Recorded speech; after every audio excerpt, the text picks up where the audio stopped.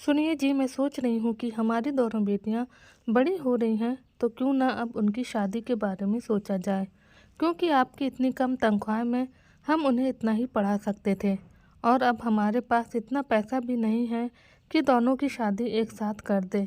इसलिए बड़ी बेटी प्राची की शादी के बाद कुछ साल इंतज़ार करने के बाद ही हम दूसरी बेटी प्रिया की शादी के लिए पैसों का इंतज़ाम कर पाएंगे। सावित्री जी ने चिंतित होते हुए अपने पति मोहन जी से कहा। तो मोहन जी बोले, अरे भगवान, तुम्हें कितनी बार कहा है कि ये सब तुम्हारे सोचने की बातें नहीं हैं। मैंने अपनी बेटियों को इसलिए पढ़ाया है ताकि वो अपने पैरों पर खड़ी हो सकें।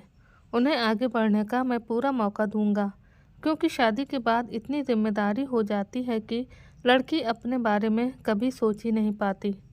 देखिए जी, आपकी बात बिल्कुल सही है, लेकिन नौकरी को तो वो अपने घर वालों की रजामंदी से भी कर लेंगी, और अगर शादी की उम्र निकल गई तो अच्छा लड़का मिलना मुश्किल हो जाएगा। इसलिए मेरी बात पर विचार ज़रूर करिएगा। और अगर ठीक लगे तो मेरी एक सहेली है ममता, उसके भाई का बेटा है, बहुत अच्छा परिवार है। लड़का क्या करता है? कुछ सोचते हुए मोहन जी ने पूछा। तो सावित्री जी बोली, लड़का इंजीनियर है, बहुत पैसा कमाता है। मुझे तो सही लगा, आपका पता नहीं। हाँ सावित्री, आपकी बात से कुछ हद तक मैं भी सहमत हूँ, लेकिन अपनी बेटियों की ज़िंदगी का इतना बड़ा फैसला मैं बिना उनकी मर्ज़ी के नहीं ले सकता। अगर आप सहमत हैं तो ठीक है, हम शाम को उनसे बात कर लेंगे। सावित्री जी ने भी खुशी जताते हुए कहा और रसोई में चली गईं। और इधर मोहन जी आंखें बंद करके पुरानी यादों में खो गए। 20 साल पहले जब प्राची का जन्म हुआ था तो उनकी अम्मा जी को पूरी उम्मीद थी कि सावित्री को बेटा ही होगा। सबसे कहती फिरती कि मेरी सास को पहला बेटा हुआ, मुझे भी पहला बेटा हुआ, और अब देखना मेरी बहू को भी पहला बेटा ही होगा। लेकिन भगवान की मर्ज़ी के आगे किसकी चली है। जब प्राची का जन्म हुआ तो अम्मा जी निराश हो गईं। दबी आवाज़ में सावित्री को कोसना भी शुरू कर दिया। एक दिन पड़ोस वाली दादी से बोली, अरे ताई जी, गलती तो हमारी ही थी। हमें ये भी तो देखना था कि ये भी अपनी माँ की पहली बेटी है, बस इसलिए इसकी भी पहली बेटी हो गई। सावित्री तो बेचारी चुप ही रहती, लेकिन मोहन जी एक दिन बोल ही पड़े, अम्मा, ये रात दिन क्या बेटा बेटा लगा के रहती हो। मेरे लिए बेटे और बेटी में कोई फ़र्क नहीं है, और जब मुझे पालन पोषण में कोई दिक्कत नहीं है तो फिर आप भी परेशान मत होइए। बेटे का गुस्सा देखकर अम्मा जी चुप हो गईं, कुछ भी कहना बंद कर दिया। लेकिन अब एक नई धुन सवार हो गई। अब जिंदगी ही कितनी बची है। अगर जीते जी घर का चिराग देख लेती तो सुकून से मरती। पर अम्मा, आपको हुआ क्या है? मोहन जी हंसते हुए बोले, अरे बेटा, बुढ़ापे का शरीर है, क्या जाने भगवान का कब बुलावा आ जाए। खैर, अम्मा की मुराद ऊपर वाले ने सुन ली, और एक दिन सावित्री ने अम्मा जी को बताया कि वो दोबारा माँ बनने वाली है। ये सुनकर तो अम्मा जी बहुत खुश हो गईं, और पिछली सारी बातें भूलकर सावित्री का खूब ख्याल रखने लगी। इस बार भी बेटे की उम्मीद थी, लेकिन सावित्री को 7वां महीना ही चल रहा था कि एक दिन अम्मा जी बाथरूम में फिसलकर गिर गईं। सर पर इतनी जोर की चोट लगी कि 2 दिन बेहोश रहने के बाद भी होश नहीं आया, और भगवान को प्यारी हो गईं। मोहन जी और सावित्री के दुख की तो कोई सीमा ही नहीं थी। अम्मा के जाने से पूरा घर सूना हो गया। जैसे भी हो, पर घर की रौनक थी। अम्मा जी चली गई मन में पोते की आस लिए।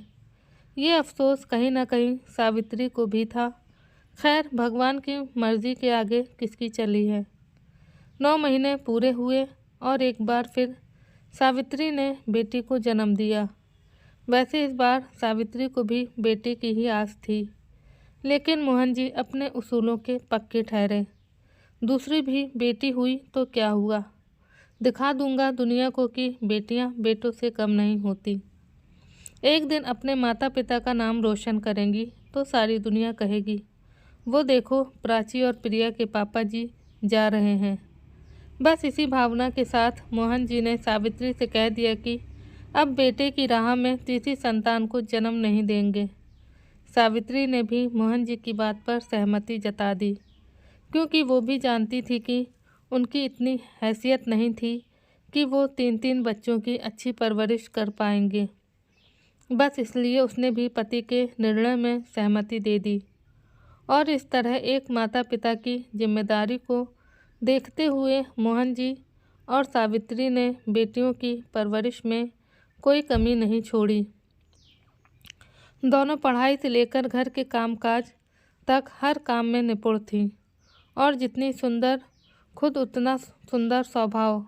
आज सावित्री ने जो भी बातें कहीं उनमें काफ़ी हद तक सच्चाई भी थी, क्योंकि बढ़िया परवरिश और उच्च शिक्षा के चलते मोहन जी का बैंक बैलेंस बहुत ज़्यादा नहीं हो पाया। और वैसे भी आज के समय में आपकी बेटी चाहे जितनी होशियार हो, पढ़ी लिखी हो, जब शादी की बात होती है तो दहेज की समस्या सबसे पहले आती है। अच्छा लड़का चाहिए तो दहेज भी चाहिए, और लाख कोशिश करो पर पहली बेटी में ही इतना खर्च हो जाता है कि दूसरी की शादी करने से पहले 10 बार सोचना पड़ता है। सही कहा था सावित्री ने। आज इसे कोशिश करेंगे तभी दोनों बेटियों की शादी सही समय पर कर पाएंगे। अभी मोहन जी सोच विचार में ही डूबे थे कि तभी उनकी छोटी बेटी प्रिया आ गई। पापा जी चलिए, मम्मी बुला रही हैं, खाना तैयार है। हाँ बेटा आता हूँ, कहते हुए मोहन जी भी उठकर खाने की टेबल पर आकर बैठ गए और प्राची से बोले, बेटा पढ़ाई कैसी चल रही है? जी पापा जी पढ़ाई ठीक चल रही है। बेटा तुमसे एक सलाह लेनी थी। जी पापा बोलिए। देख बेटा, तुमसे तो कुछ भी छिपा नहीं है। मेरी छोटी सी कमाई में तुम दोनों बहनों की अच्छी से अच्छी परवरिश देने की कोशिश की। तुम्हारी पढ़ाई अभी चल ही रही है और पूरी होते होते तो पता नहीं कितना समय और लगेगा। इसलिए अगर तुम्हारी रजामंदी हो तो हम तुम्हारी शादी करना चाहते हैं। बेटा पढ़ी लिखी हो, ससुराल वाले चाहेंगे तो आगे और भी पढ़ने देंगे, लेकिन बेटा अगर तुम्हारी शादी में देर हुई तो प्रिया की शादी भी समय से नहीं हो पाएगी। इसलिए अगर तुम कहो तो हम तुम्हारी शादी करना चाहते हैं, लेकिन ये कोई ज़बरदस्ती नहीं है। तुम हाँ कहोगी तभी हम बात को आगे बढ़ाएंगे। अपने पिता की बात सुनकर प्राची पहले तो कुछ देर तक चुप रही, फिर धीरे से बोली, पापा जी जैसी आपकी मर्जी, मुझे कोई आपत्ति नहीं है। प्राची की बात सुनकर सावित्री जी की आंखों में तो चमक आ गई। मोहन जी जानते थे कि प्राची बहुत समझदार है। वो अपने माता पिता की परिस्थितियों को देखते हुए राजी हो गई। आगे किसी ने कोई बात नहीं की। खाना खाने के बाद सब अपने अपने काम में लग गए। प्राची और प्रिया भी अपने कमरे में चली गईं। अंदर जाते ही प्रिया ने कहा, दीदी आपने शादी के लिए हाँ क्यों कर दिया? फिर आपकी पढ़ाई का क्या होगा? आपके सपने सपने ही रह जाएंगे। अभी तो दीदी ज़िंदगी की शुरुआत है। अगर अभी से शादी की जिम्मेदारी में उलझ गई तो आपका करियर ख़त्म हो जाएगा। प्रिया, हमारे पापा ने हमें बहुत प्यार से पाला है। उन्होंने हमें कभी कोई चीज़ की कमी महसूस नहीं होने दी, और आज जब वो हमारी शादी को लेकर चिंतित हैं तो हम उनकी चिंताओं को और नहीं बढ़ा सकते। हमें उनकी परेशानियों को बढ़ाने की बजाय कम करना है। प्राची की बात सुनकर प्रिया ने कहा, अच्छा दीदी, और आपका नौकरी करने का सपना, उसका क्या होगा? नौकरी? अरे वो तो मैं कभी भी कर लूँगी। मैं शिक्षित हूँ, मेरी पढ़ाई कभी व्यर्थ नहीं जाएगी। और अभी तो सिर्फ हाँ की है, अभी तो समय लगेगा। आपकी बात ठीक है दीदी, लेकिन आपके ससुराल वालों को आपकी पढ़ाई ना पसंद हुई तो फिर क्या करोगी? प्रिया ने सवाल किया। तो प्राची बोली, देख प्रिया, ये सब शादी के बाद की परिस्थितियों पर निर्भर होगा। अगर मेरे ससुराल में सब ठीक रहा और उन्हें मेरे आगे की पढ़ाई करना पसंद नहीं होगा तो मैं पढ़ाई नहीं करूँगी। मेरे विचार से जीवन में सुख शांति होना सबसे ज़रूरी है।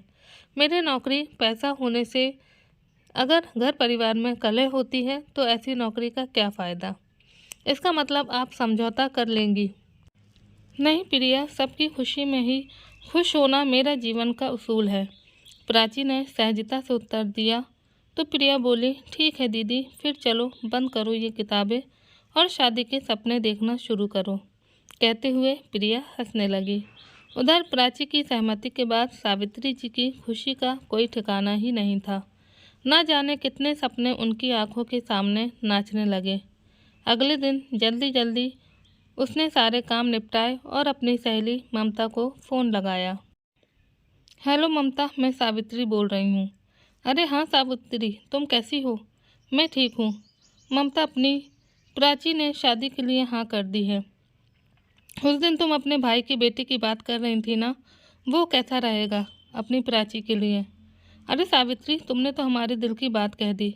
प्रशांत बहुत ही अच्छा लड़का है, घर परिवार भी बहुत अच्छा है, 2 छोटी बहनें और फिर मेरे भैया जी के पास इतनी जायदाद है कि उन्हें बेटियों की शादी की भी कोई चिंता नहीं है। पर ममता, हमारे पास बहुत पैसा नहीं है। तुम तो जानते हो प्राची के पापा की इतनी अच्छी कमाई नहीं रही। बच्चे अच्छे से पढ़ गए, बस थोड़ा बहुत जो जमा किया उसी में 2 बेटियों की शादी भी करनी है। हाँ सावित्री, मुझे सब पता है, एक बार बात तो उठने दो, फिर देखते हैं। वैसे मेरे ख्याल से मेरे भैया भाभी के पास इतना पैसा है कि उन्हें बस बहू चाहिए, ममता जी ने कहा। तो तब सावित्री जी खुश हो गई और बोली, तो ठीक है, आज ही बात करना और फिर जैसा भी हो बताना।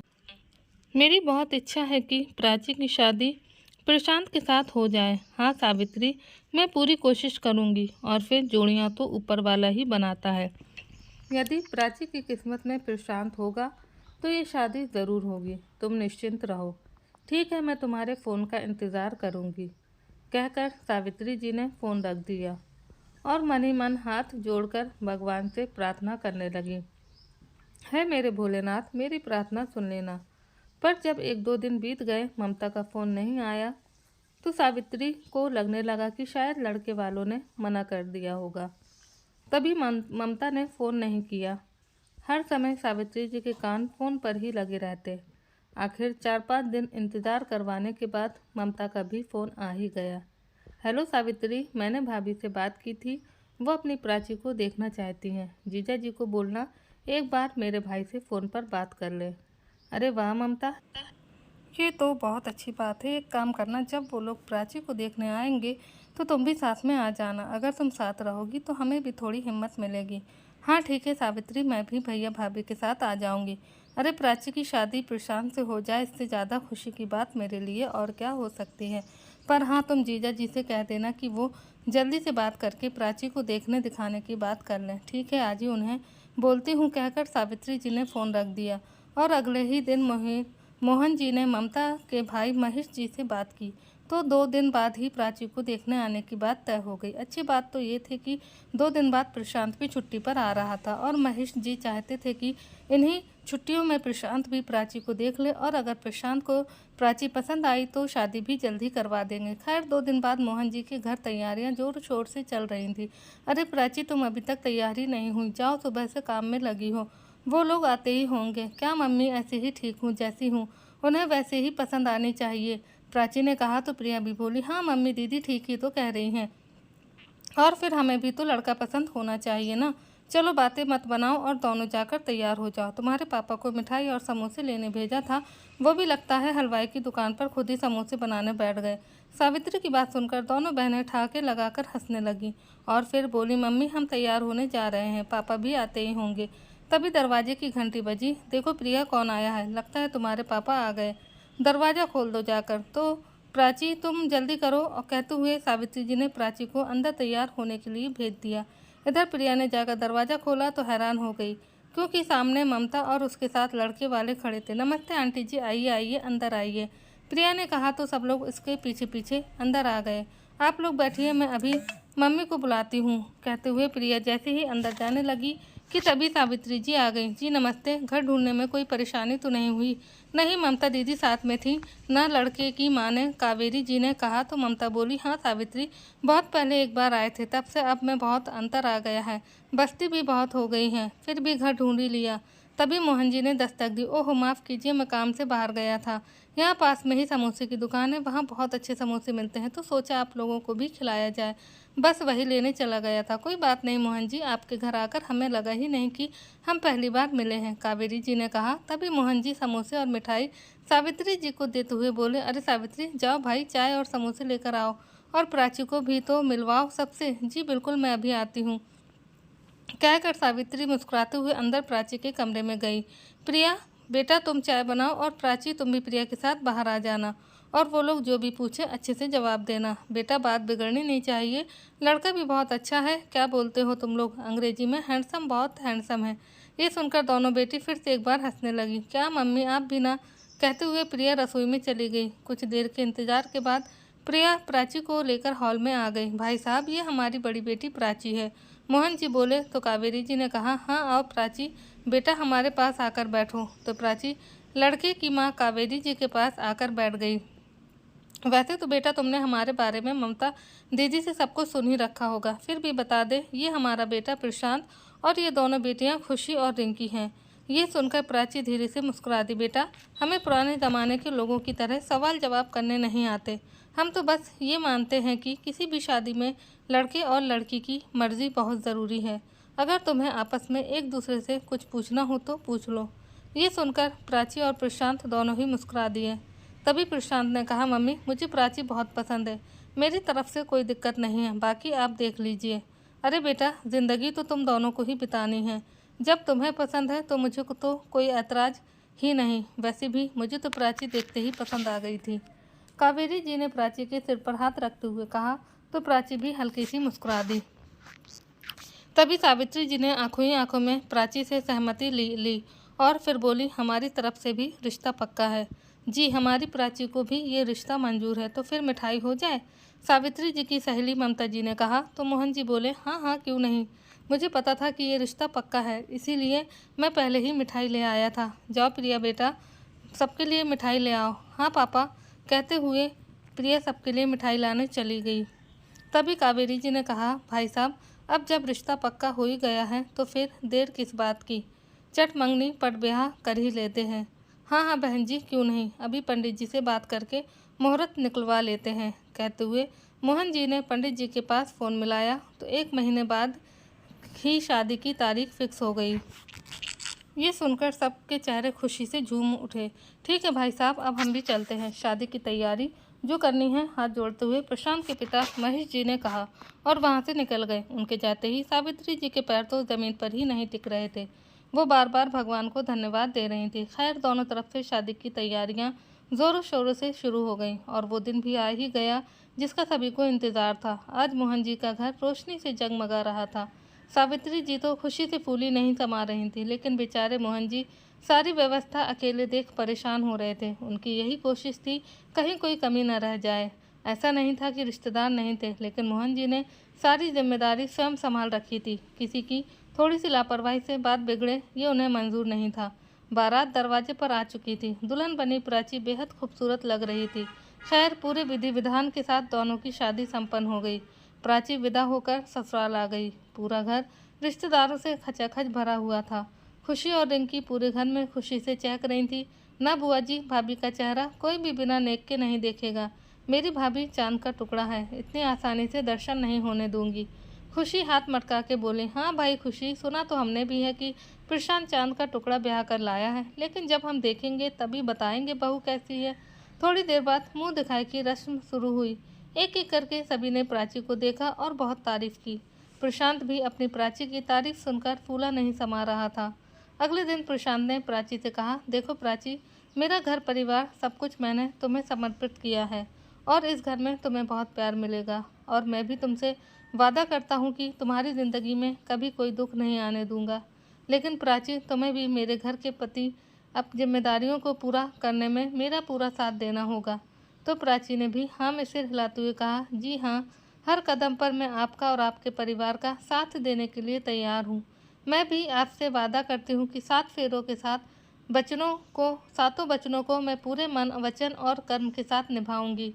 मुझे तुम पर विश्वास है प्राची, और मैं भी तुम्हें विश्वास दिलाता हूँ कि तुम्हारे हर सुख दुख में तुम मुझे अपने पास पाओगी। मेरे जीवन का हर कदम तुम्हारे कदम के साथ उठेगा और साथ में आगे बढ़ेगा। जीवन का सफ़र हम प्यार के और विश्वास के साथ तय करेंगे। वो दोनों बातें कर ही रहे थे, तभी बाहर से कावेरी जी की आवाज़ आई, प्रशांत बेटा तुम्हारी बुआ जी जा रही हैं, उसे छोड़कर आ जाओ। बेटा हाँ माँ अभी आया, बोलकर प्रशांत बाहर चला गया। शादी के 10 दिन कैसे निकल गए उन्हें पता ही ना चला। इन 10 दिनों में प्राची ने अपने ससुराल वालों का दिल जीतने में कोई कसर नहीं छोड़ी। हर किसी की जुबान पर सिर्फ प्राची का नाम था। प्राची भी इतना अच्छा ससुराल पाकर स्वयं को बहुत भाग्यशाली समझ रही थी। प्रशांत भी प्राची से जल्दी आने का वादा करके अपनी ड्यूटी पर लौट गया, तो प्राची भी कुछ दिनों के लिए अपने मायके लौट आई। सावित्री जी अपनी लाडली का बेसब्री से इंतजार कर रही थी। प्रिया अपनी किताबों में उलझी हुई थी, उसे भी प्राची का इंतजार था। दरवाजे की घंटी बजी। अरे प्रिया, लगता है प्राची आ गई है। ये सुनते ही प्रिया दौड़कर दरवाज़ा खोलने भागी। सामने प्राची को देखकर गले से लग गई। कैसी हो दीदी? प्रिया ने आंखों में आंसू भर कर पूछा। ठीक हूँ, तुम कैसी हो? बिल्कुल ठीक नहीं हूँ दीदी, तुम्हारे जाने के बाद मैं बिल्कुल अकेली पड़ गई, कहते हुए प्रिया बिलख कर रो पड़ी। उन्हें देखकर सावित्री जी आंखों में भी आंसू आ गए। अरे तुम लोगों ने ये क्या सब रोना धोना शुरू कर दिया? बेटी ससुराल से पहली बार घर आई है, उसकी हंसी खुशी से स्वागत करो। मोहन जी प्रिया के सिर पर हाथ फेर कर बोले। पिता थे, वो प्रिया का अकेलापन महसूस कर सकते थे। प्राची बेटा, तुम नहा धोकर तैयार हो जाओ, फिर हम साथ में खाना खाएंगे और ढेर सारी बातें करेंगे। सावित्री जी ने प्राची से कहा। हाँ प्राची, आज मम्मी ने सारी चीज़ तुम्हारी पसंद की बनाई है, सुबह से रसोई में लगी हैं। प्रिया हंसते हुए बोली। तो प्राची भी मुस्कुरा दी। मायके में रहते प्राची को कब 1 महीना हो गया उसे पता ही ना चला। एक दिन प्राची के ससुर महेश जी प्राची को लेने पहुंच गए। भाई साहब, अभी प्राची के बिना घर बहुत सूना हो गया है। उसके आ जाने से घर की दीवारें भी काटने को दौड़ती हैं, जबकि हमारे यहाँ तो 10 दिन ही रही थी, लेकिन फिर भी हमें उसकी आदत हो गई है। खुशी और रिंकी तो रोज़ अपनी माँ से पूछती हैं कि भाभी कब आएंगी, पर कावेरी जी ने सोचा अभी नई नई शादी हुई है, इसलिए क्यों परेशान करना। लेकिन प्रशांत का फ़ोन आया था तो उसने बताया कि 1-2 दिन में वो आने वाला है, बस इसलिए हमें यूँ अचानक प्राची को लेने आना पड़ा। तो सावित्री जी और मोहन जी ने एक बार फिर भारी मन से अपनी बिटिया को विदा कर दिया। प्राची भी प्रशांत से मिलने की खुशी के लिए ससुराल आ गई। मम्मी, भाभी आ गई, खुशी जोर से चिल्लाई। ठीक है, भाभी को वहीं रुकने को कहो, घर की लक्ष्मी आई है, आरती की थाली लेकर आती हूँ। कावेरी जी ने प्राची की आरती उतारी और बड़े प्यार से घर के अंदर ले आई। थोड़ी देर में चाय नाश्ता करने के बाद प्राची मुस्कुराते हुए पति के स्वागत की तैयारी में लग गई। तभी एक जोरदार चीख से पूरा घर गूंज उठा। रिंकी, खुशी, अरे ये तो मम्मी जी की आवाज़ है। प्राची भागकर बैठक में पहुंची तो देखा मम्मी जी सोफे पर निढाल सी बैठी थी, चीख मार मार कर रो रही थी। वहीं खुशी और रिंकी खड़ी रोए जा रही थी। पापा जी किसी इंसान से बातें कर रहे थे, उनके चेहरे पर घबराहट साफ झलक रही थी। मम्मी जी, क्या हुआ है? प्राची ने कावेरी जी को संभालते हुए कहा। बेटा, ये प्रशांत का दोस्त है और बता रहा है कि अभी अभी इसको मुंबई से किसी अनजान आदमी का फ़ोन आया है कि प्रशांत का एक्सीडेंट हो गया है और वो मुंबई के किसी अस्पताल में भर्ती है। महेश जी की बात सुनकर प्राची भी रोने लगी। पर पापा जी, ऐसा कैसा हो सकता है? पापा जी, मुझे उनके पास ले चलिए। सुनो बेटा, ज़रा उस आदमी को फिर से फ़ोन लगाओ। जी अंकल, मैं भी उस व्यक्ति से आपकी बात करवाता हूँ। हेलो जी, बोलिए, उधर से आवाज़ आई। बेटा, मेरा बेटा कैसा है? अभी महेश जी ने काँपते हुए पूछा। तो उधर से आवाज़ आई, अंकल जी प्रशांत की हालत ठीक नहीं है। मेरा नाम सुमित है, आप लोग जल्दी आ जाइए। मैंने उसे पास के अस्पताल में भर्ती करा दिया है। बेटा, हम जल्दी पहुँच रहे हैं, तुम उसका ख्याल रखना। डॉक्टर जैसा भी कहें करने देना, पैसे की चिंता मत करना। जी अंकल जी। जिसको जैसे खबर मिलती गई, लोग मिलने आने लगे। प्राची के मायके भी खबर कर दी गई। जी भाई साहब, आप तुरंत निकलिए, मैं भी पहुंचता हूं। फिर दोनों परिवार मुंबई के लिए रवाना हो गए। अस्पताल पहुंचे ही थे। अंकल जी, क्या आप प्रशांत के पिता हैं? एक अनजान व्यक्ति ने महेश जी को आवाज़ लगाई। हाँ बेटा, क्या तुम भी सुमित हो? क्या तुम ही सुमित हो? जी अंकल जी, चलिए मैं आपको आपके बेटे के पास ले चलता हूँ। महेश जी, कावेरी जी और प्राची सुमित के पीछे पीछे चल दिए। सबके चेहरे की रंगत उड़ी हुई थी, दिल जोरों से धड़क रहा था, कदम साथ नहीं दे रहे थे। थोड़ी देर बाद सभी लोग एक कमरे में पहुंच गए, जहां प्रशांत मशीनों में घिरा हुआ था, लंबी लंबी सांस ले रहा था। कावेरी जी जोरों से रो पड़े। प्रशांत की हालत बयां करना बहुत मुश्किल था। अंकल जी, भाभी, आप लोग धीरज से काम लीजिए। सुमित भाई, ये सब कैसे हुआ? प्रशांत का दोस्त सुनील बोला। जो कि महेश जी के साथ ही आया था। बताता हूँ, सब बताता हूँ। सुमित आगे कुछ बोलने ही वाला था कि नर्स आ गई। मिस्टर सुमित, ये लोग कौन हैं? मरीज के पास इतनी भीड़ क्यों है? सिस्टर, हम प्रशांत के माता पिता हैं और ये प्रशांत की पत्नी है। नर्स ने प्राची को गौर से देखा और बोली, कितने दिन हुए शादी को? जी अभी 1.5 महीना भी नहीं हुआ है, कावेरी जी धीरे से बोली। उनकी आंखों के आंसू रुकने का नाम ही नहीं ले रहे थे। सुमित जी, आप मेरे साथ चलिए, आपसे कुछ बात करनी है। तो सुमित नर्स के पीछे पीछे चल दिया। कुछ आगे जाकर नर्स रुक गई। सुमित जी, मेरी बात मानिए तो अपने मरीज को किसी और बड़े अस्पताल में दिखाइए। वैसे तो मुझे अस्पताल प्रशासन की ओर से ऐसा सुझाव देने का कोई अधिकार नहीं, किंतु मरीज की हालत और उस मासूम सी लड़की को देखकर मैं आपको ये सलाह दे रही हूँ। ठीक है सिस्टर, मैं प्रशांत के माता पिता से इस विषय में अभी बात करता हूँ। सुमित ने महेश जी से बात की और उसी वक्त प्रशांत को बड़े से अस्पताल में भर्ती करा दिया। बेटा, तुम्हें प्रशांत कैसे मिला? अंकल जी, एक दिन रात को 12 बजे मैं अपने एक दोस्त की शादी से अपने घर वापस आ रहा था कि मेरी नज़र सड़क के बीचों बीच पड़े प्रशांत पर गई। सोचा कोई शराब पीकर बीच सड़क पर पड़ा है, उठाकर एक तरफ कर देता हूँ। पर पास जाकर देखा तो प्रशांत एक्सीडेंट हुआ था। पूरे शरीर पर चोट के निशान नहीं था, लेकिन सर पूरी तरह से खून से भरा पड़ा था। काफ़ी देर पहले ही घटना थी, लेकिन अंकल जी मुझे महसूस हुआ कि उसमें अभी भी जान है। बस फिर क्या था, तुरंत उसे अपने दोस्तों की मदद से अस्पताल में भर्ती करवाया। उसकी जेब से बटुआ और ये फ़ोन मिला। बस मैं बिना देखे जाने एक नंबर मिला दिया और फिर मेरी सुनील से बात हुई, और उसके आगे तो आपको पता ही है। बेटा, तुम मेरे लिए किसी भगवान से कम नहीं हो, कावेरी जी ने रोते हुए कहा। तो सुमित बोला, नहीं आंटी जी, ऐसा मत कहिए, बस भगवान को धन्यवाद दीजिए। इधर प्राची तो जब से प्रशांत से मिली थी एक बार भी उसके पास से नहीं हटी, ना किसी से कुछ बोला और न ही खाने पीने की सुध। बस आंखों से आंसू बहे जा रहे थे। 10 दिन हो चुके थे, लेकिन प्रशांत की हालत में कोई सुधार नहीं हुआ। प्राची बेटा, अगर तुम अपना ख्याल नहीं रखोगी तो कावेरी जी को कौन संभालेगा? सावित्री जी ने कहा। तो प्राची बोली, मम्मी, उनके बिना मैं मर जाऊंगी। भगवान जी से बोलिए ना वो प्रशांत को ठीक कर दें। प्राची रोते हुए बोलते जा रही थी, तो सावित्री जी उसे सांत्वना देते हुए बोली, सब ठीक हो जाएगा बेटा, भगवान जी कभी किसी के साथ बुरा नहीं करते। पास बैठी कावेरी जी दोनों की बातें सुन रही थीं। वो भी बोल पड़ी, सावित्री जी आप ही बताइए, आपके भगवान जी ने मेरे बेटे के साथ ऐसा क्यों किया? सोचा था शादी होगी तो घर हंसी खुशी से गूंज उठेगा, लेकिन यहाँ तो सब उल्टा हो गया। बेटे की शादी होते ही घर में मातम छा गया। बहन जी, शुभ बोलिए, ये आप कैसी बातें कर रही हैं? सावित्री जी ने भरे गले से कहा। तो कावेरी जी बोली, और क्या बोलूँ, सारी खुशियाँ मिट्टी में मिल गई। न जाने किस मुहूर्त में शादी हुई। चुप रहो कावेरी, ये अस्पताल है, और ये ख्याल तुम अपने दिमाग में भी मत लाना कि इस शादी से कुछ हुआ है। भगवान के आगे किसी की मर्जी नहीं चलती, इसलिए किसी को दोष देने की बजाय भगवान से प्रार्थना करो। महेश जी बोल ही रहे थे कि तभी प्राची ने प्रशांत के शरीर में हलचल महसूस की। मम्मी देखो, प्रशांत को होश आ रहा है। प्रशांत ने अभी अभी अपना हाथ हिलाया। ये सुनकर सुनील डॉक्टर के केबिन की ओर भागा, तो डॉक्टर भी तुरंत आ गए और प्रशांत को देखते ही मृत घोषित कर दिया। मोहन जी और महेश जी के परिवार तो जैसे दुखों का पहाड़ टूट ही पड़ा हो। सब दुख से भरे थे। किसी ने बेटा खोया तो किसी ने भाई, किसी ने दामाद खोया तो किसी ने सुहाग। कौन किसको संभालता? दुनिया तो सबकी उजड़ी थी। ऐसे में एक बार फिर सुमित और उसके परिवार ने सबको संभाला। सीने पर पत्थर रखकर प्रशांत का अंतिम संस्कार कर दिया गया। प्रशांत चला गया जीवन भर का गम देकर। प्राची रोती रही, चीखती चिल्लाती रही, लेकिन भगवान के आगे किसी की नहीं चलती। प्रशांत को गए 15 दिन हो गए थे। तभी एक दिन सावित्री जी ने गौर किया कि अब कावेरी जी प्राची और सावित्री से कम बातें करती। शुरू शुरू में सावित्री जी को लगा शायद बेटे के गम में खामोश हो गई हैं।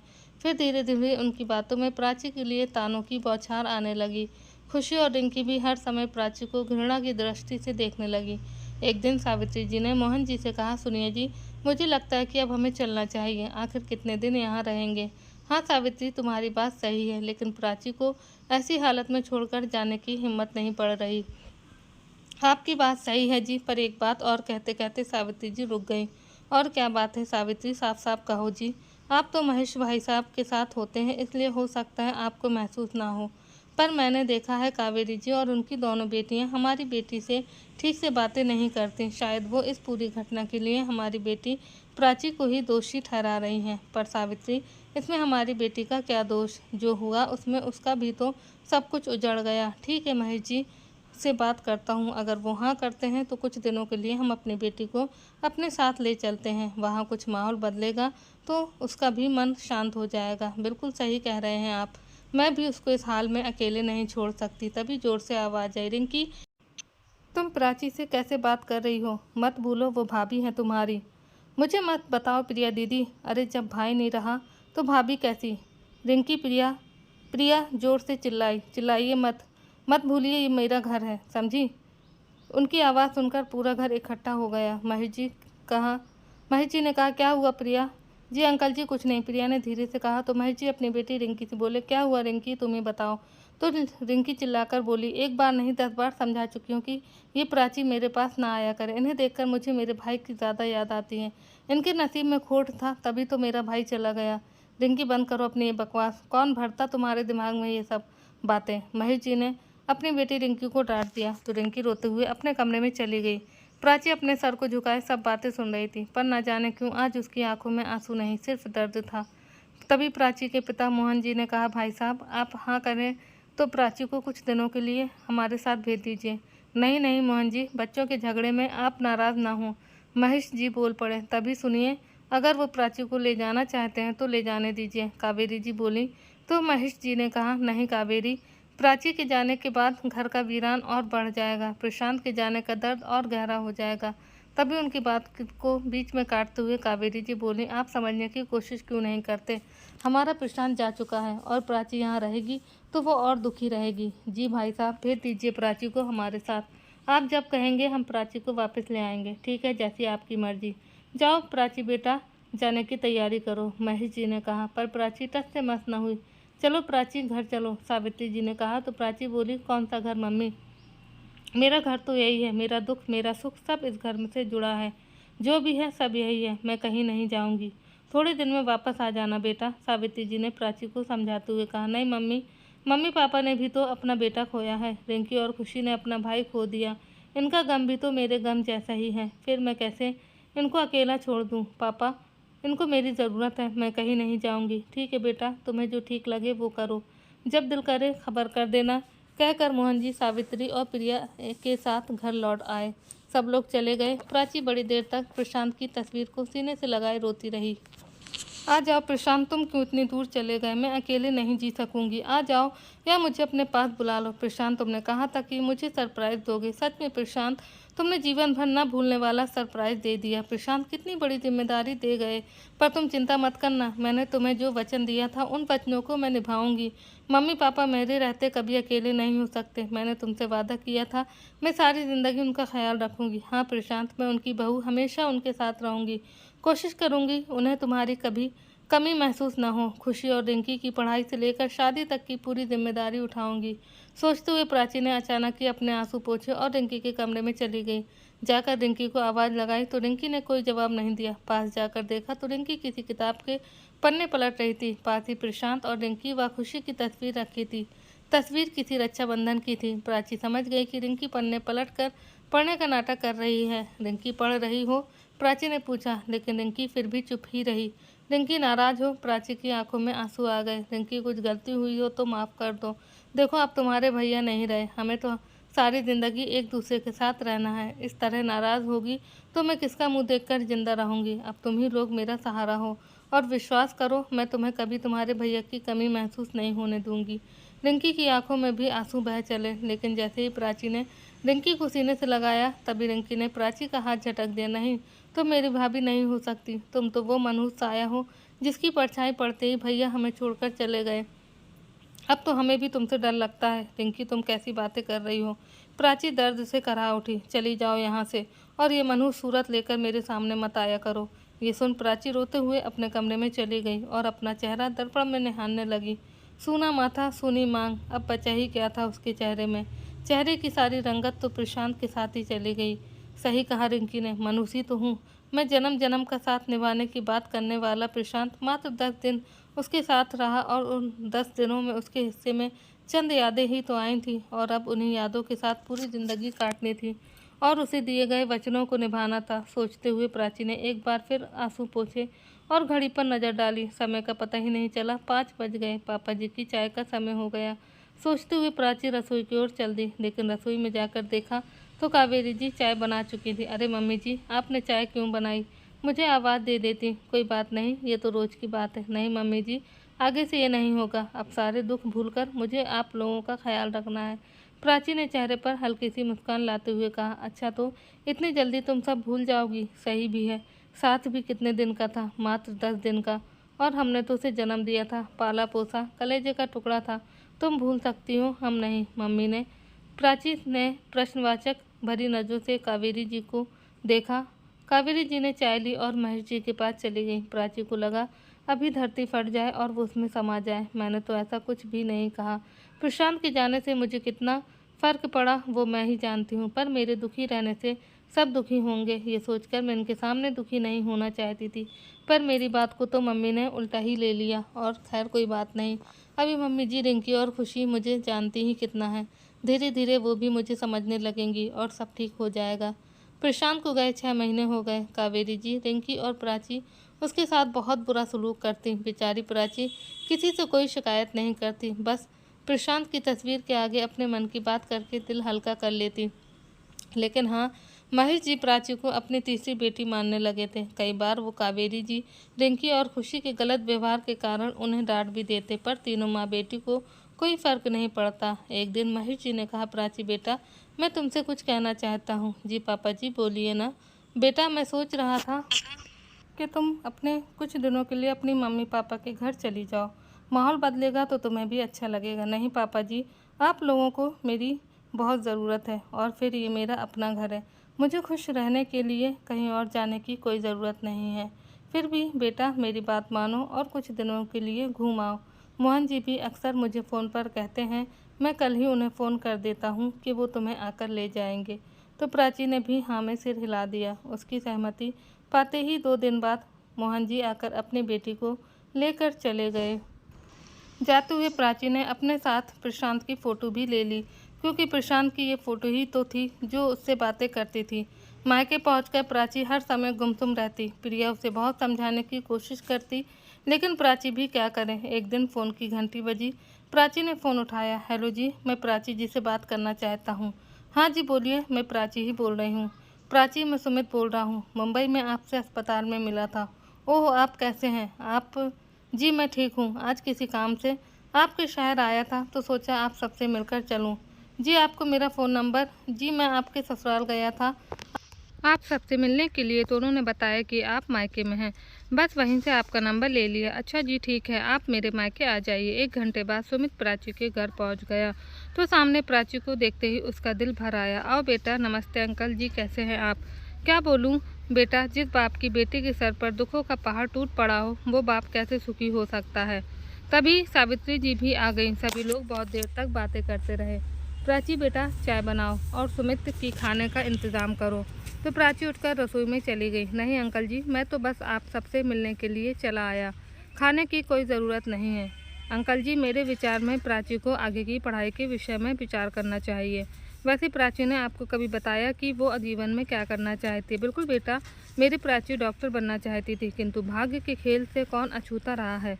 उसकी तकदीर उसके सपनों पर भारी हो गई। अंकल जी, निराश मत हो। ये समय है, कभी अच्छा आता है तो कभी बुरा, लेकिन प्राची को सब भुलाकर आगे बढ़ना होगा। तभी प्राची चाय लेकर आ गई। प्राची जी, जीवन रुकने का नहीं, निरंतर चलते रहने का नाम है। प्रशांत की यादें आपको आत्मिक सुख दे सकती हैं, लेकिन इन यादों को पैरों की बेड़ी बनाना ठीक नहीं। जीवन में आगे बढ़ते रहो, सुमित ने प्राची को समझाते हुए कहा। लेकिन प्राची चुप रही। थोड़ी देर बाद नाश्ता पानी करके सुमित वहाँ से चला गया। उसके जाते ही प्राची, सुमित ठीक कह रहा है, तुम अपने भविष्य के बारे में सोचना चाहिए। अगर तुम चाहो तो अपने आगे की पढ़ाई पूरी कर सकती हो। नहीं पापा जी, अब मेरे जीवन का सिर्फ एक मकसद है, प्रशांत के परिवार की देखभाल करना। पापा जी, मैं उनका इतना ख्याल रखूंगी कि वो मुझे अपनी बहू से बेटी कहने लगेंगे। प्राची बेटा, ये तुम्हारी भावना है, लेकिन ज़रूरी तो नहीं। और फिर मैंने कावेरी जी को और रिंकी खुशी को देखा है। रिंकी तो उस हादसे के लिए तुम्हें ही दोषी ठहराती है, सावित्री जी ने उसे समझाते हुए कहा। तो प्राची बोली, मम्मी रिंकी अभी बच्ची है और फिर मैंने प्रशांत को वचन दिया था। कहते कहते प्राची रो पड़ी। ठीक है बेटा, जैसी तुम्हारी इच्छा, कहकर मोहन जी चुप हो गए। समय बीता। प्राची को मायके आए 6 महीने से अधिक हो गए थे। ससुराल से किसी ने उसकी सुध नहीं ली। वो ही फ़ोन करके हाल चाल लेती रही। कुछ दिन तो कावेरी जी ने उसका फ़ोन उठाया, किंतु बाद में या तो वो फ़ोन नहीं उठाती या फिर हाँ या ना करके बात ख़त्म कर देती। तो एक दिन प्राची ने सावित्री जी से कहा, मम्मी मैं अपने ससुराल जाना चाहती हूँ। मुझे पापा मम्मी की बहुत याद आ रही है। मुझे भी उनका इंतज़ार रहता है और वैसे भी मेरे तो नसीब में ही इंतज़ार लिखा है, कभी ख़त्म ना होने वाला इंतज़ार। जानती हूँ अब प्रशांत कभी नहीं आएंगे, फिर भी उनका इंतज़ार रहता है कि शायद कभी आकर वो मुझे चौंका दें। और फिर पापा जी तो बीमार रहते हैं, वो मुझे लेने कैसे आ सकते हैं। ठीक है बेटा, मैं तुम्हारे पापा से बात करूँगी। मोहन जी से बात की तो वो भी मान गए और अगले ही दिन अपनी बेटी को ससुराल छोड़ने जाने की बात कह दी। तो प्राची के चेहरे पर भी हल्की सी मुस्कान आ गई, लेकिन प्रशांत की याद आते ही वो अपनी भावनाओं पर काबू न रख सकी और फूट फूट कर रोने लगी। सावित्री जी ने उसे सीने से लगा लिया। अरे मेरी बहादुर बेटी रो रही है। सावित्री जी की आंखों में भी आंसू बह निकले। मम्मी आज प्रशांत की बहुत याद आ रही है। बेटा जो होना था सो हो गया, सब कुछ बहुत कष्टकारी था, पर कब तक इन आंसुओं के सहारे ज़िंदगी कटेगी। परेशान मत हो, भगवान ने कुछ अच्छा भी तो सोचा होगा, भगवान पर विश्वास रखो। सावित्री जी ने उसे ढाढ़स बंधाते हुए कहा। तभी फ़ोन की घंटी बजी। देखा तो उनकी सहेली ममता का फ़ोन था। हेलो हेलो सावित्री, ये क्या किया तुम लोगों ने? ममता जी गुस्से से बोली। तो सावित्री जी ने कहा, क्या हुआ ममता, क्या किया हमने? सावित्री, परसों महेश भैया का देहांत हो गया और आपके यहाँ से कोई भी नहीं आया। अरे कम से कम प्राची को ही भेज दिया होता। क्या बात कर रही हो ममता, हमें इस विषय में कोई खोज खबर नहीं है। पर सावित्री, कावेरी भाभी तो रो रो कर बोल रही थी कि उन्होंने आपको 15 दिन पहले फ़ोन कर दिया था। झूठ बोलती हैं वो। पिछले 6 महीने से उन्होंने एक बार भी फ़ोन करके प्राची का हालचाल नहीं पूछा। और कुछ दिन पहले जब महेश भाई साहब से हमारी बात हुई तो वो ठीक बता रहे थे। सावित्री, मुझे आपकी बात पर विश्वास है। मैं कावेरी भाभी को भी भली भांति जानती हूँ, लेकिन मेरे विचार से आप जल्दी से जल्दी प्राची को लेकर वहाँ पहुँचे। बिल्कुल ममता, अगर तुम्हारा फ़ोन नहीं भी आता तो भी आज प्राची और उसके पापा उसके ससुराल जा रहे थे। अब मैं भी जाऊँगी। ठीक है सावित्री, कहकर ममता ने फ़ोन रख दिया और प्राची को सारी बात बताई। तो उसी समय सभी लोग प्राची के ससुराल के लिए निकल गए। वहाँ पहुँचे तो प्राची को देखते ही कावेरी जी जोर जोर से चीखने लगी। खबरदार, अगर घर के अंदर पर पैर रखा तो बहन जी, भाई साहब के जाने का हमें भी बहुत दुख है और हमें तो आज ही पता चला, मोहन जी ने अपनी बात रखते हुए कहा। तो कावेरी जी बोली, मोहन जी आपसे हमारा कोई संबंध नहीं है। आपकी बेटी अब शगुनी है, आते ही मेरे बेटे को खा गई और अब मेरा सुहाग उजड़ गया। इसके आते ही मेरा घर संसार उजड़ गया। चले जाइए यहाँ से बहन जी, ये समय नहीं है ऐसी बातों का। और फिर मेरी बेटी ने भी तो बहुत कुछ खोया है। मैं कुछ नहीं सुनना चाहती। अब मेरे पास सहारे के नाम पर मेरी बेटियां ही बची हैं और मैं नहीं चाहती कि इसकी मनहूसियत का साया मेरी बेटियों पर पड़े। चली जाए यहाँ से। इतना कहकर कावेरी जी ने प्राची को धक्का दे दिया। कावेरी जी की जली कटी बातें सुनकर प्राची पत्थर हो गई और बिना कुछ कहे घर से बाहर निकल गई। मोहन जी और सावित्री जी भी रोते हुए प्राची के पीछे पीछे चल दिए। प्राची घर लौट आई और कई दिनों तक रोती रही। फिर अपने आप को समझाया कि ऐसे कब तक रोती रहूँगी। एक ससुर था जो उसे अपनी बेटी मानता था, वो भी चला गया तो सास तो उसे अब उस घर में पर भी पैर भी नहीं रखने देगी। तो क्यों ना अब अपनी ज़िंदगी में आगे बढ़ा जाए। यही सोचकर उसने एक दिन अपने पापा से कहा, पापा मैं आगे पढ़ना चाहती हूँ। ये सुनकर मोहन जी और सावित्री जी भी खुश हो गए और समझ गए कि प्राची ने परिस्थितियों से तालमेल बैठाना शुरू कर दिया है। अब प्राची और प्रिया एक साथ पढ़ती और हंसती बोलती। कुछ दुख ऐसे होते हैं जो जीवन में कभी ख़त्म तो नहीं होते, लेकिन समय के साथ कम ज़रूर हो जाते हैं। प्राची के साथ भी यही हुआ और इस तरह पहली बार में नीट की परीक्षा पास कर प्राची ने मेडिकल की पढ़ाई शुरू कर दी। इधर सुमित भी प्राची को पूरा सहयोग देता। मम्मी आप एक बार प्राची से मिल तो लीजिए, सुमित ने अपनी माँ विमला जी से कहा। तो विमला जी चिढ़ते हुए बोली, बेटा पागल मत बनो, तुम्हारे लिए लड़कियों की क्या कमी है जो तुम उस विधवा से शादी करने की जिद कर बैठे हो। मम्मी, प्राची ने मात्र 10 दिन पति के साथ समय बिताया है और उन 10 दिनों का बोझ लेकर प्राची सारी ज़िंदगी सज़ा बनकर रह जाएगी। बेटा, तुम्हारी 2 बहनें भी हैं, कभी सोचा है उनकी शादी कैसे होगी? मम्मी, मेरी शादी से उनकी शादी का क्या संबंध है? बेटा, ये तुम्हारे लिए आसान है, हमारे लिए नहीं। ये समाज ऐसी शादियों को कभी स्वीकार नहीं करता। प्राची को लेकर जिस गली से निकलोगे, लोग यही कहेंगे कि ये वही लड़की है जिसकी दूसरी शादी हुई है, और फिर धीमे से तंज कसेंगे कि ज़रूर लड़के में ही कुछ कमी होगी, तभी ऐसी लड़की को स्वीकार किया। मम्मी, मुझे समाज की चिंता नहीं है। ये समाज तब सामने क्यों नहीं आया जब प्राची को उसके पति की मौत का जिम्मेदार ठहराया गया, उसे धक्के मारकर घर से निकाल दिया गया। और भगवान न करे ऐसा कोई हादसा हमारी दोनों बहनों के साथ हो जाता तो भी आप ऐसे ही सोचती? सुमित, ऐसी अशुभ बातें करते तुम्हें शर्म नहीं आती? मम्मी, शुभ अशुभ कुछ भी नहीं होता, सब हमारे मन की भावनाएं हैं। और फिर जो बात सुनकर आप इतनी नाराज़ हो रही हैं वो प्राची पर बीत रही है। मम्मी, आपके लिए समाज ज़्यादा ज़रूरी है या मेरी खुशियाँ?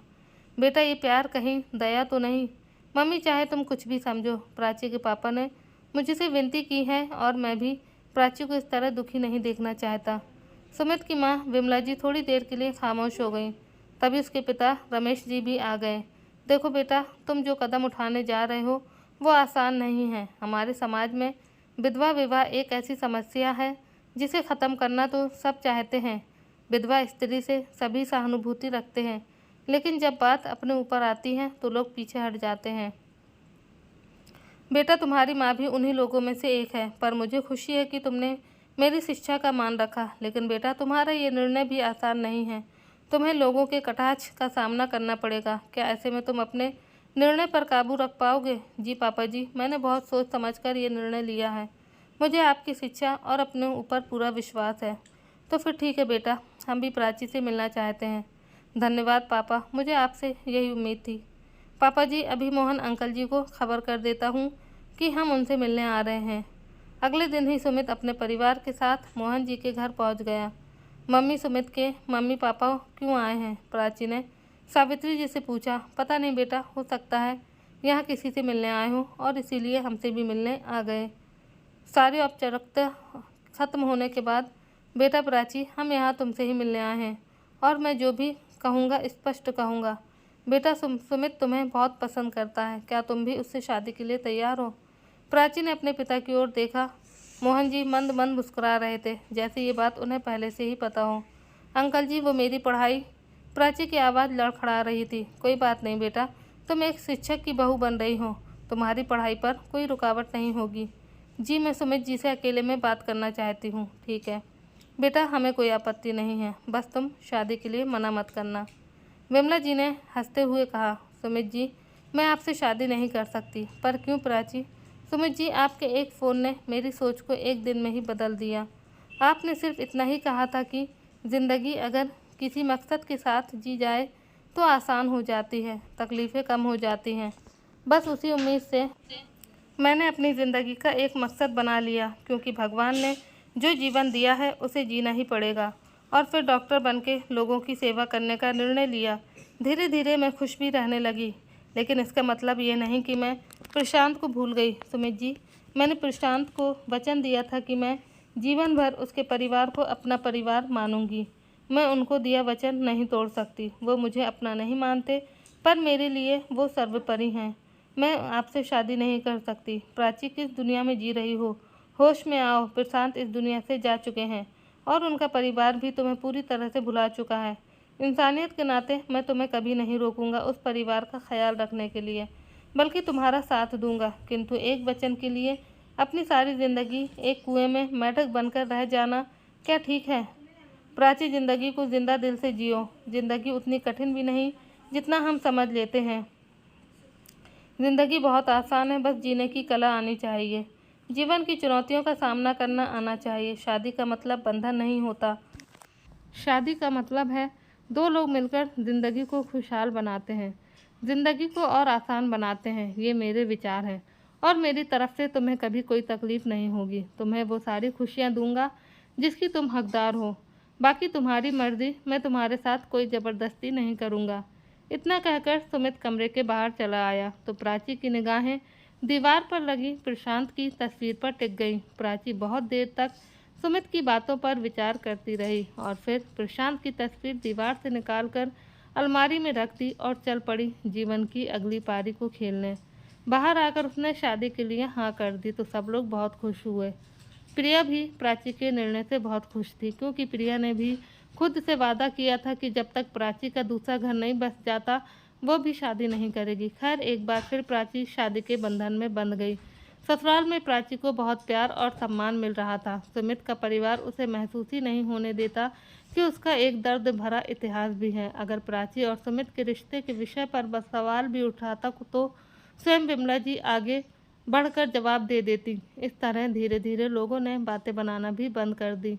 समय बीता और प्राची की शादी के 5 साल बीत गए। उसकी मेडिकल की पढ़ाई भी पूरी हो गई थी। अब वो उसी शहर में अस्पताल में नौकरी कर रही थी। एक दिन वो अस्पताल में राउंड पर निकली हुई थी।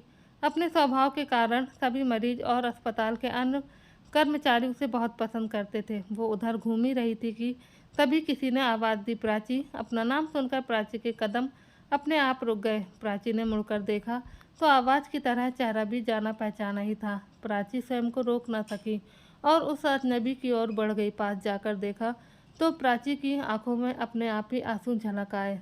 प्राची ने स्वयं की भावना पर काबू किया और बोली, आप और यहाँ, और ये कौन है?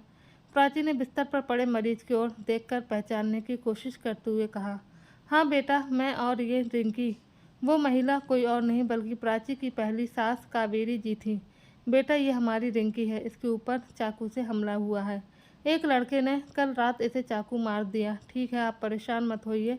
नर्स रात में कौन से डॉक्टर ड्यूटी पर तैनात थे? मैडम, कल रात डॉक्टर अखिलेश ड्यूटी पर थे। ठीक है, आप निश्चिंत रहिए, रिंकी को कुछ भी नहीं होगा। मैं अभी डॉक्टर से बात करती हूँ, कहकर प्राची डॉक्टर के पास आ गई। डॉक्टर, रिंकी की हालत कल रात बहुत ख़राब थी और ये पुलिस केस भी है। डॉक्टर, अभी रिंकी की क्या स्थिति है? अभी कुछ कहा नहीं जा सकता है डॉक्टर। मैं उसकी केस फाइल देखना चाहती हूँ और उसका केस खुद अपने हाथों में लेना चाहती हूँ, अगर आपको कोई आपत्ति ना हो। तो प्राची की बात सुनकर डॉक्टर ने कहा, हाँ प्राची, मुझे कोई आपत्ति नहीं है, लेकिन एक सवाल, क्या मरीज से आपका कोई खास रिश्ता है? रिश्ता उस वादे का है जो मैंने वर्षों पहले किसी से किया था, लेकिन शायद ठीक से निभा नहीं पाई। ठीक है, आपको मैं ये केस सौंप रहा हूँ, मुझे आप पर पूरा विश्वास है। अभी डॉक्टर अखिलेश और प्राची में बातें चल ही रही थी कि नर्स दौड़ते हुए केबिन में आई। डॉक्टर, कल रात वाली मरीज की हालत बहुत बिगड़ गई है, उसे खून की उल्टी हो रही है। ये सुनकर प्राची और डॉक्टर अखिलेश दौड़कर रिंकी के पास पहुँचे, लेकिन तब तक रिंकी दम तोड़ चुकी थी। डॉक्टर, ये अचानक? प्राची ने धीरे से पूछा। हाँ, उनके पेट में गहराई से घाव होने के कारण, पेट के अंदर अधिक रक्त स्त्राव होने के कारण ये हुआ है। ये सुनकर प्राची की आंखों से आंसू बह चले। कावेरी जी जोर जोर से रो रही थी। उनकी बेटी रिंकी भी उन्हें छोड़कर जा चुकी थी। आज एक बार फिर प्राची को प्रशांत को दिया वचन याद आ गया। आज उसे एहसास हुआ कि वो कितनी स्वार्थी है। अपने स्वार्थ के लिए उसने प्रशांत के परिवार को बेसहारा छोड़ दिया और इसीलिए आज रिंकी और कावेरी जी इस हालत में हैं। प्राची की आत्मा उसे धिक्कार रही थी। प्राची, मेरी रिंकी चली गई, मेरी बेटी मुझे अकेला छोड़कर चली गई। कावेरी जी का रुदन सुनकर हर आने वाले की आंखें नम हो गईं। थोड़ी देर में पुलिस भी आ गई और रिंकी के शव को पोस्टमार्टम के लिए भेज दिया। अब सवाल ये था कि कावेरी जी कहाँ जाएं। वैसे तो उनका अपना घर भी था, किंतु इस हालत में उन्हें अकेला छोड़ना भी ठीक नहीं था। प्राची ने कावेरी जी से पूछा कि खुशी कहाँ है? बेटा, खुशी तो हमें बहुत पहले ही छोड़कर जा चुकी है, किसी लड़के के साथ। अब रिंकी भी छोड़कर चली गई। आज प्राची की आत्मा भी रो रही थी। उसने स्वयं को संभाला और सुमित को फ़ोन लगाया। हेलो सुमित, क्या आप दुकान बंद करके घर आ सकते हैं? क्यों प्राची, क्या हुआ? तुम उदास क्यों हो? सुमित, आज तुम्हारी प्राची को तुम्हारी ज़रूरत है। कहते कहते प्राची रो पड़ी। देखो प्राची, रो मत, मैं अभी घर पहुंचता हूं। सुमित घबराकर घर पहुंचा। उसी समय प्राची भी घर पहुंच गई, साथ में कावेरी जी भी थी। दोनों की आंखों में आंसू थे। क्या हुआ प्राची, और ये कौन है? सुमित ने कावेरी जी को गौर से देखा और बोला, आंटी जी आप यहाँ इस तरह? बेटा मेरी रिंकी चली गई। कैसे आंटी जी? सुमित ने हैरानी से पूछा। बेटा तुम्हारे अंकल जी के जाने के बाद में रिंकी और खुशी बहुत अकेले हो गए थे, जिसका लोगों ने फ़ायदा उठाना शुरू कर दिया। गली के लड़के आते जाते खुशी और रिंकी को छेड़ते। एक दो बार उसकी शादी की बात भी चली, लेकिन लोगों ने लड़के वालों को भड़का के रिश्ता भी नहीं होने दिया। तो फिर हम माँ बेटी गाँव छोड़कर यहाँ मुंबई शहर में आ गई। बदनसीबी ने हमारा पीछा यहाँ भी नहीं छोड़ा। वो गुंडे हमारा पीछा करते हुए यहाँ तक आ गए और फिर कल रात के अंधेरे में उन्होंने रिंकी से बदतमीजी करने की कोशिश की और रिंकी के विरोध करने पर उसे चाकू मार दिया। आपने पुलिस की सहायता नहीं ली? नहीं बेटा, दुनिया समाज में बदनामी के डर से कभी पुलिस में शिकायत नहीं की। सभी लोग चुपचाप सब कुछ सुन रहे थे। अब आप क्या करेंगी? विमला जी ने पूछा। जी अब इस दुनिया में मेरा कोई नहीं, जहाँ भगवान भेजेंगे चली जाऊंगी। अस्पताल और पुलिस की सारी औपचारिकता पूरी होने के बाद कहीं भी चली जाऊंगी, कावेरी जी ने लंबी आह भरते हुए कहा। अगले दिन सुमित ने ही रिंकी का अंतिम संस्कार किया। कावेरी जी प्राची के ससुराल में उसका मान सम्मान और सबका आपसी प्यार देखकर मन ही मन बहुत दुखी थी। ऐसा लाड़ दुलार वो भी प्राची पर लुटा सकती थी। प्रशांत के जाने के बाद प्राची को उनके प्यार और सहयोग की सबसे ज़्यादा ज़रूरत थी, लेकिन उन्होंने क्या किया? प्राची को मनहूस कहकर धक्के मारकर निकाल दिया। महेश जी भी इसी दुख में बीमार रहने लगे। अंतिम समय में प्राची को याद करते रहे, लेकिन कावेरी जी ने प्राची को खबर तक नहीं की। प्रशांत और महेश जी के जाने के बाद यदि प्राची साथ होती तो रिंकी और खुशी के ऊपर कोई भी बुरी नज़र नहीं डालता। लोगों को एक डर होता, लेकिन कावेरी जी ने तो अपने पैरों में स्वयं ही कुल्हाड़ी मार ली थी, जिसका अंजाम आज सामने था। सच में आज कावेरी जी खुद से ही नजरें नहीं मिला पा रही थी। 2 दिन बाद कावेरी जी दोपहर में आराम कर रही थी, तभी रमेश जी सुमित के कमरे में गए। बेटा सुमित, कावेरी जी के बारे में क्या सोचा है? पापा मुझे समझ नहीं आ रहा कि क्या किया जाए। अब उनके आगे पीछे भी कोई नहीं, आखिर रिश्तेदारों के पास भी कितना रहेंगी? आय का भी कोई साधन नहीं बचा। प्राची बेटा तुम्हारा क्या कहना है इस विषय में? प्राची ने कोई जवाब नहीं दिया। तो विमला तुम ही कुछ बोलो, रमेश जी ने कहा। तो विमला जी बोली, देखो जी, कावेरी जी को हम अपनी तरफ से जाने के लिए कभी नहीं कह सकते। आखिर वो दुखियारी कहाँ जाएंगी?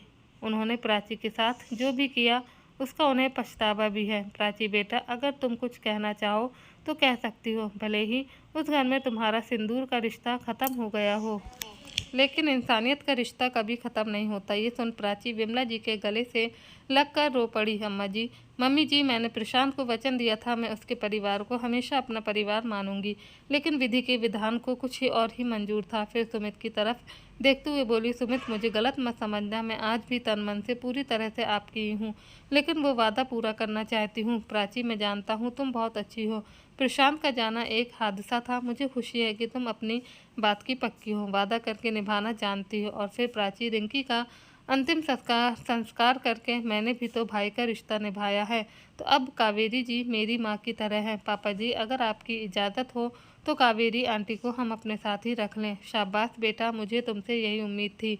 नाज है मुझे अपनी परवरिश पर, रमेश जी ने सुमित के सिर पर हाथ रखते हुए कहा। और फिर प्राची से बोले, वाह बेटा, बहू हो तो तुम्हारे जैसी, जो हर हाल में अपने वचन निभाने जानती हो। प्रशांत के जाने के बाद भी तुम अपनी जिम्मेदारी निभाने में पीछे नहीं रही।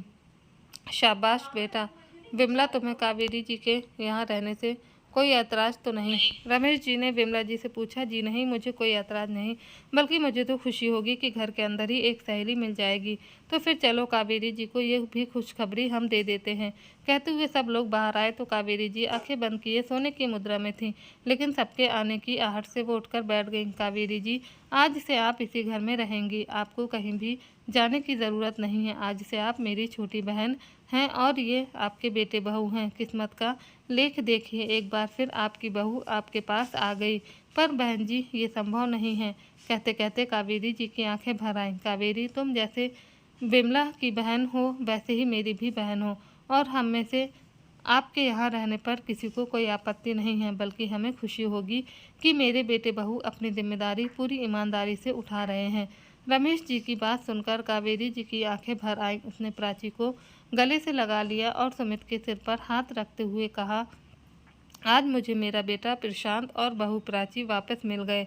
ये सुनकर प्राची को भी सुकून मिला कि आज उसका पति को दिया हुआ वचन पूरा हो गया। तो दोस्तों, आपको ये कहानी कैसी लगी कमेंट करके ज़रूर बताएं। कहानी अच्छी लगी हो तो वीडियो को लाइक करें, शेयर करें और हमारे चैनल को सब्सक्राइब करें। मिलते हैं हम आपसे एक और नई कहानी में। जब तक के लिए आप सबका बहुत बहुत धन्यवाद।